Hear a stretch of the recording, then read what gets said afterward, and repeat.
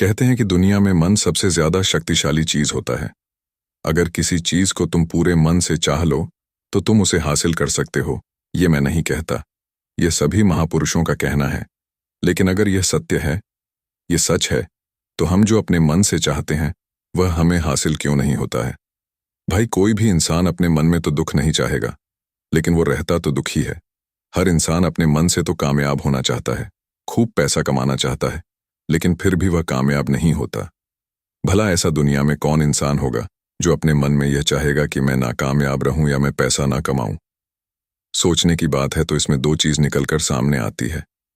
या तो वह महापुरुष गलत थे जिन्होंने यह बात बोली कि मन से चाहे हुई चीज हासिल हो जाती है, या फिर हम गलत हैं।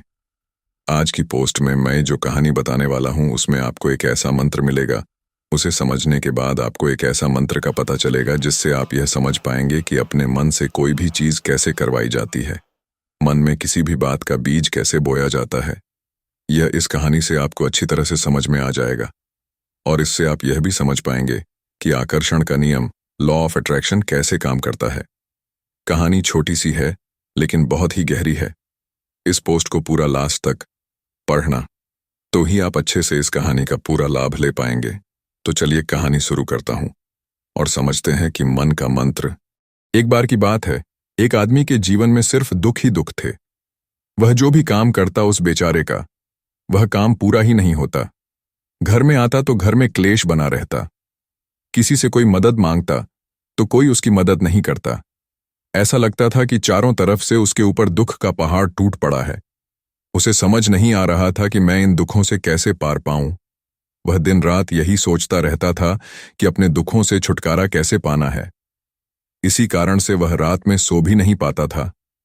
उसकी आंखों के नीचे बड़े बड़े काले घेरे बन गए थे, जो इस बात का प्रतीक थे कि वह आदमी कितना दुखी है और कितना चिंतित है। कभी कभी तो उसके मन में आत्महत्या करने के भी ख्याल आते थे, लेकिन अपने परिवार की चिंता करके वह यह कदम नहीं उठा पाता। वह इतना दुखी हो गया कि उसने निर्णय किया कि वह इन दुखों से छुटकारा पाकर ही रहेगा। इसके लिए चाहे उसे कितनी ही मेहनत करनी पड़े, कुछ भी करना पड़े, चाहे अंगारों पर चलना पड़े, लेकिन इन दुखों से छुटकारा हासिल करके रहेगा। ऐसे ही एक दिन उसने अपने मित्र से पूछा कि मैं अपने जीवन को कैसे सुधारें। उसके मित्र ने उसे बताया कि तुम किसी बाबा के पास जाओ।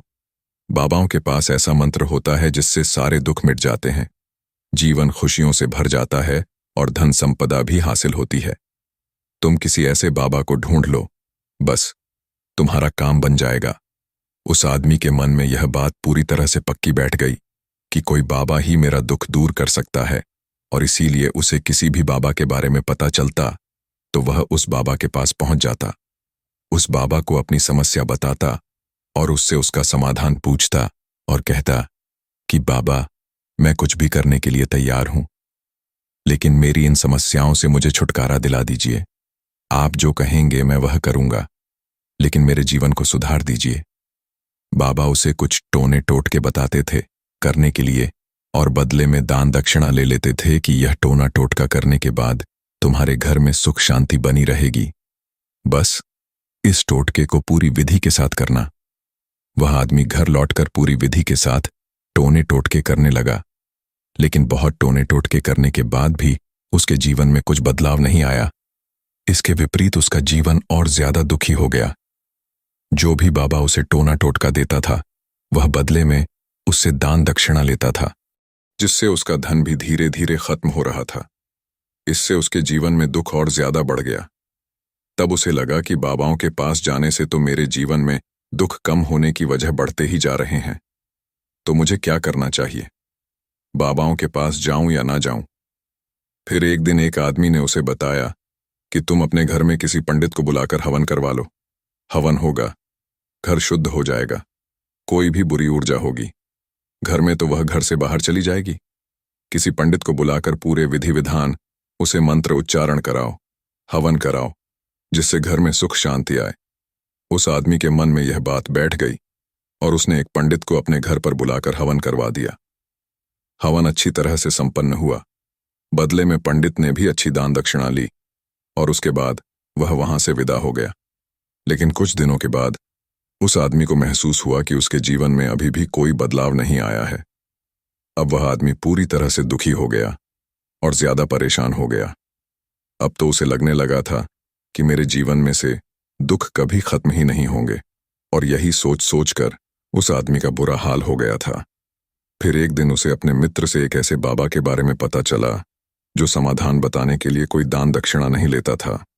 उस आदमी को लगा कि यह बाबा दूसरे बाबाओं की तरह नहीं हो सकता, क्योंकि यह तो दान दक्षिणा लेता ही नहीं, और अगर दान दक्षिणा नहीं लेता तो यह सच में कोई सिद्ध बाबा होगा।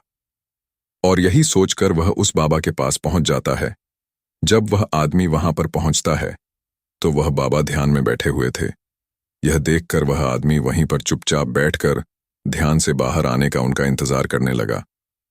थोड़ी देर बाद बाबा ने आंखें खोलीं तो सामने एक दुखी और परेशान युवक को बैठे देखा। उसकी आंखों के नीचे काले घेरे देखकर ही समझ गया कि यह आदमी अपने जीवन से कितना परेशान है।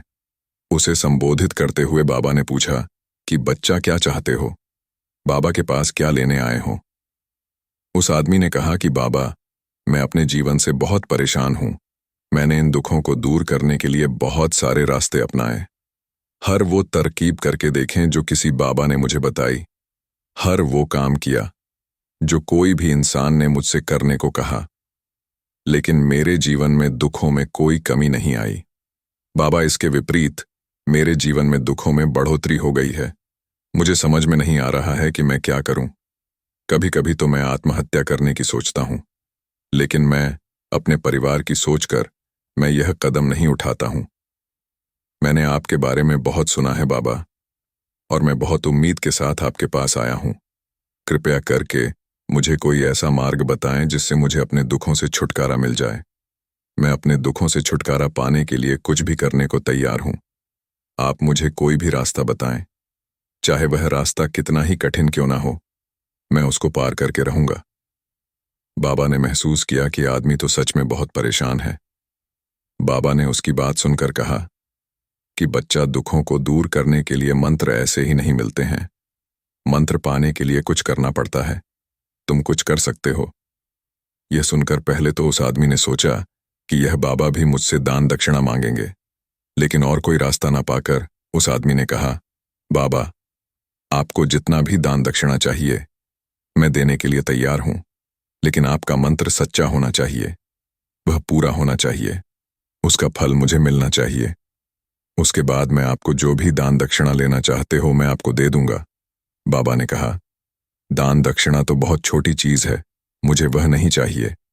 इस पर वो आदमी सोच विचार करके बोला, तो बाबा, मैं अंगारों पर भी चलने के लिए तैयार हूं, आप मुझे बस आज्ञा दीजिए। बाबा ने कहा कि अंगारों पर चलने वाली छोटी चीज मैं तुमसे नहीं कराने वाला हूं। मैं जो तुमसे कराने वाला हूं वह बहुत कठिन मंत्र है, उसे पूरा कर पाओगे। उसने कहा, बाबा, आप मुझे बताइए तो सही, मुझे करना क्या होगा? मैं कुछ भी करने के लिए तैयार हूं। इस पर बाबा ने उसे कहा कि यहां से जब तुम अपने घर जाओ तो रास्ते में अपने मन में यह दोहराते जाना कि मैं सुखी हूं, मैं सुखी हूं। बार बार अपने मन में यही दोहराना, और याद रहे, जुबान पर यह नहीं आना चाहिए, यह सिर्फ मन में दोहराना है। यह सुनकर वो आदमी बोला, बाबा, बस इतनी सी बात, ये तो मैं चुटकी बजाते कर लूंगा, लेकिन इससे होगा क्या? बाबा बोले कि इस मंत्र को करके तो देखो, वैसे भी तुमने इतने बाबाओं के मंत्र किए हैं, तो इस मंत्र को भी करके देख लो। उस आदमी ने सोचा कि बाबा कुछ दान दक्षिणा तो ले नहीं रहे हैं और छोटा सा मंत्र है, इसे तो मैं कर ही लूंगा। वो बोला, ठीक है बाबा, मैं यह मंत्र जरूर करूंगा। और वो आदमी यह कहकर वहां से चलने लगा।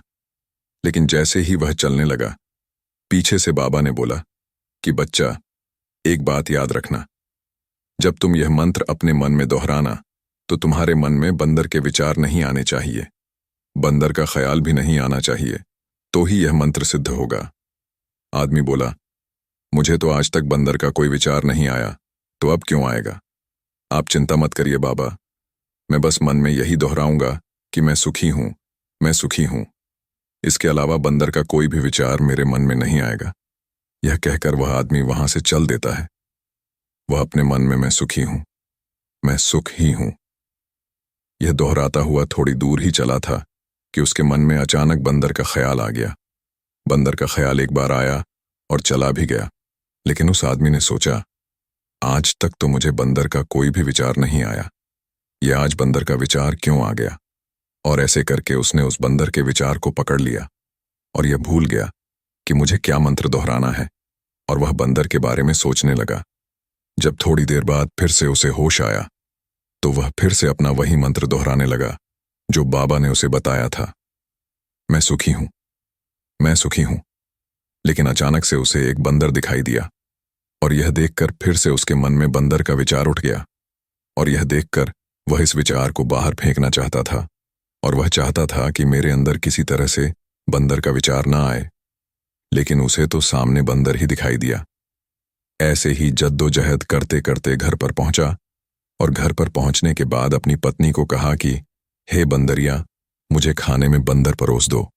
और जब उसे एहसास हुआ कि उसने क्या बोल दिया तो वह अपने बाल नोचने लगा और दीवारों में सर मारने लगा कि आज तक मुझे बंदर का कोई भी विचार नहीं आया, और आज मुझे यह क्या हो गया है कि मुझे हर जगह बंदर ही बंदर नजर आ रहे हैं। यह कैसी माया है। यही सोच सोच कर वह आदमी रात भर सो नहीं पाया।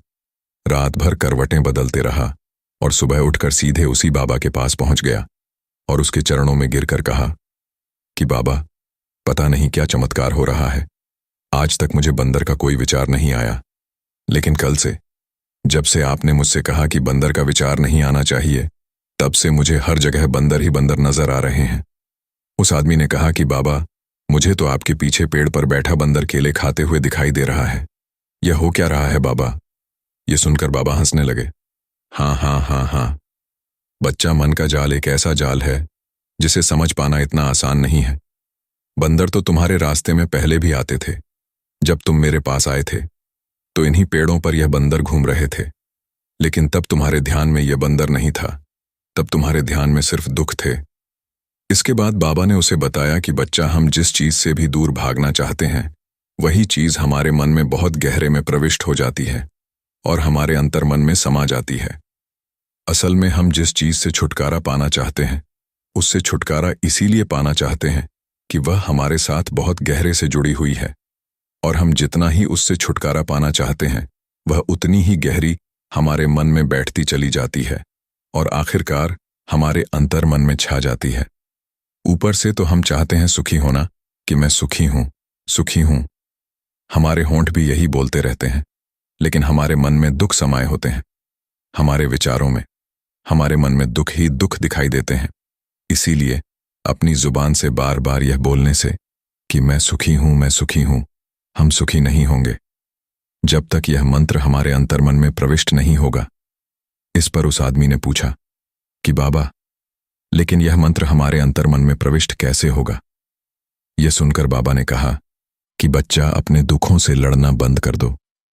जब तक तुम अपने दुखों को दूर करने की सोचते रहोगे तब तक वो दुख तुमसे चिपके रहेंगे, तब तक वो दुख तुम्हारे अंतर्मन पर अपना राज्य बनाए बैठे रहेंगे। और जिस दिन तुम उन दुखों के बारे में सोचना ही छोड़ दोगे, उन दुखों से छुटकारा ही नहीं पाना चाहोगे, उसी दिन से तुम्हारी जिंदगी से दुख गायब हो जाएंगे। क्योंकि किसी भी चीज से छुटकारा पाने के लिए हमें उस चीज के बारे में सोचना पड़ता है, और हम जितना ही उस चीज के बारे में सोचते हैं वह उतनी ही गहरी हमारे मन में प्रविष्ट होती चली जाती हैं। हम अधिकतर समय दुखों के बारे में ही सोचते हैं। हम यही सोचते हैं कि हमारे जीवन में दुख है और हमें इससे छुटकारा पाना है। इसी वजह से बार बार सोचने से वो दुख हमारे अंतर्मन में प्रविष्ट हो जाते हैं और हमें एहसास भी नहीं होता। इसीलिए अगर तुम दुखों से छुटकारा पाना चाहते हो तो दुखों से छुटकारा पाने के बारे में सोचना छोड़ दो, तुम्हें दुखों से छुटकारा मिल जाएगा। अक्सर आदमी धूम्रपान छोड़ना चाहता है, शराब छोड़ना चाहता है, सुबह अपने आप से यह वादा करता है कि मैं कोई भी गलत काम नहीं करूंगा, लेकिन शाम को जब लौटता है तो नशे में चूर होकर लौटता है। ऐसा क्यों होता है? जो हम सोच रहे हैं वह पूरा कर ही नहीं पा रहे हैं। असल में हम उस चीज को बहुत ज्यादा तवज्जो दे रहे हैं, उस चीज को बहुत ज्यादा अहमियत दे रहे हैं। जब भी हम उस चीज को छोड़ने के बारे में सोचते हैं तो हम उसकी इम्पोर्टेंस यानी कि विशेषता और ज्यादा बढ़ा देते हैं। हमारा मन उस चीज के बारे में जितना ज्यादा सोचेगा, शराब या धूम्रपान छोड़ने के बारे में जितना ज्यादा सोचेगा, हमारा मन उतना ही उस चीज के पीछे ज्यादा भागेगा। हमें उस चीज से लड़ना नहीं है, बल्कि बिना सोचे गुजर जाना है। और अगर हम इस मंत्र को समझ लेते हैं तो हम अपने जीवन में जो भी पाना चाहते हैं उसे अपने अंतर मन में डाल सकते हैं। और एक बार वो लक्ष्य हमारे अंतर मन में बैठ जाता है तो फिर सफलता पाने में कोई समस्या नहीं आती, कोई दिक्कत नहीं आती। तो दोस्तों, कैसी लगी आपको ये कहानी?